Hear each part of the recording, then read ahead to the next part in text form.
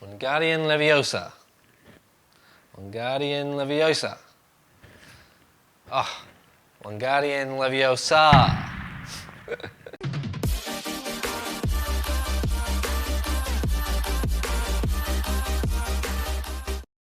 Morning guys, how's it going? Today I'll be going through my process of making wood-turned wands. I've probably made about, I don't know, 50 or so wands in the past because my little girl was really into Harry Potter at the time, and then she's gone on and sold those wands at the local markets and made some pocket money.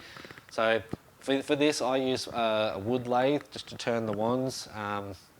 It's really simple, looks pretty good as well, and yeah, the kids love them, or they just make a good display piece as well. There are other ways that I've made wands in the past with hot glue and like a chopstick or something. I'll probably make a tutorial for that at a later date, but today I'll just be making the one wand on the wood lathe. So it should turn out pretty good, so let's get to it. Okay, so before we get into what you need, first a bit of a disclaimer. I don't know much about this sort of stuff. I've never had any training, so if you want to do it the safe and proper way, look around, educate yourself first. Don't go by what I'm doing. But basically what you need is a wood lathe. I got this one for $40 from a garage sale, so it was a bit of a bargain. They're usually a couple $100. You'll need some tools. I've only really got one good tool. This is a bowl gouge. It's meant for making wooden bowls. I've been using it for the wands. It seems to work alright. You'll need some wood.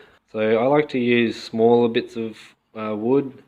Just because it's less work on the lathe, doesn't take as much work to get it down to the right thickness. You'll need some sandpaper. Once we finish turning it, we'll sand it out, get it nice and smooth, and then you'll need a wax. This is a beeswax and mineral oil blend, and that's pretty much it.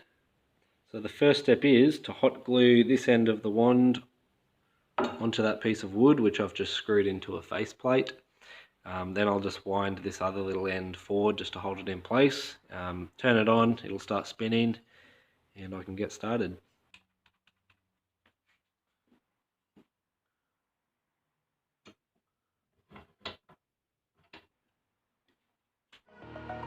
Over the edge, feel like I'm floating through the air.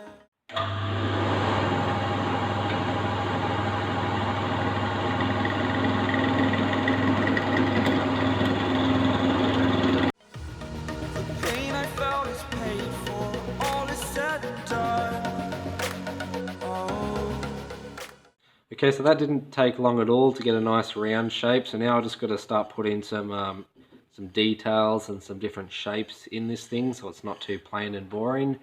One of my favourite designs when I was turning wands a while ago was like a bone design. It sort of looks like a, I don't know, like the spine or some sort of bone structure. So I'll see if I can do that one today.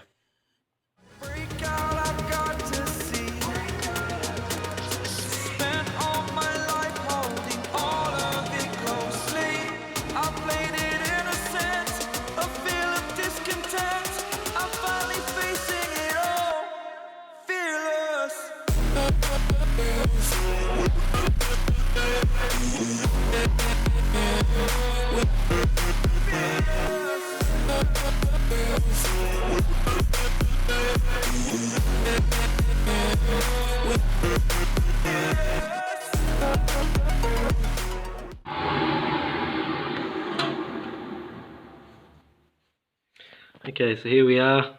You can see how what I was talking about, it sort of looks like, I don't know, bones, I think, like maybe like finger bones or something like that. But now I'm pretty happy with the shape. I've just got to sand it up now, so I'm just going to start with a rougher grit and then work my way to a really fine grit. And once it's all sanded up, then I'll just apply some of that wax.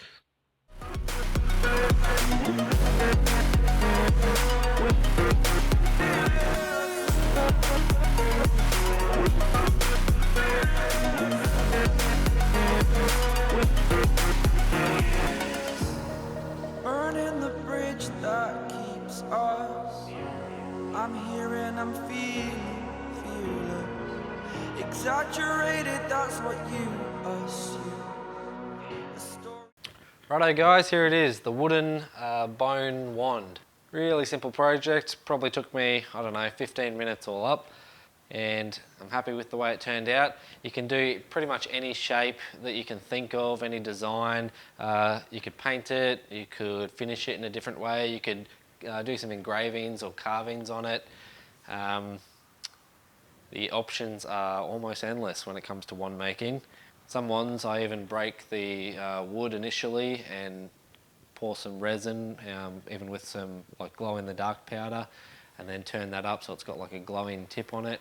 I might do some more wand videos in the future and just mix it up a bit. But as always, I'll leave you with some close-up shots of the wand. If you enjoy my videos, check out the rest of them, and please consider subscribing to the channel. I'm only new, but I really enjoy what I've been doing lately. And thanks for watching. Fearless.